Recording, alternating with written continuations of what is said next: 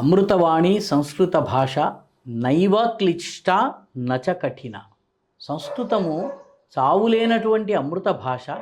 ఇది కష్టమైనది కాదు, కఠినమైనటువంటి భాష కాదు. చాలా సులువుగా నేర్చుకోవచ్చును, చాలా ఆనందంగా మనం సంస్కృతం నేర్చుకోవచ్చును. ఆ సంస్కృతాన్ని ఇంటింటికి, గది గదికి, మది మదికి తీసుకెళ్లేటటువంటి ప్రయత్నం చేస్తున్నటువంటి ఏకదంత ఛానల్ని ప్రోత్సహించాలన్నట్లయితే దాన్ని మనం సబ్స్క్రైబ్ చేసుకోవాలి. వాళ్ళు చేసేటటువంటి వీడియోల్ని లైక్ చేయాలి. అదేవిధంగా ఆ వీడియోల్ని మన బంధుమిత్రుల మధ్య షేర్ చేయాలి. తద్వారా ఈ సంస్కృత ఉద్యమం ఏదైతే ఈరోజు బిందు రూపంలో ఉన్నదో అది సింధువులాగా, ఒక సముద్రంలాగా విస్తరిస్తుంది.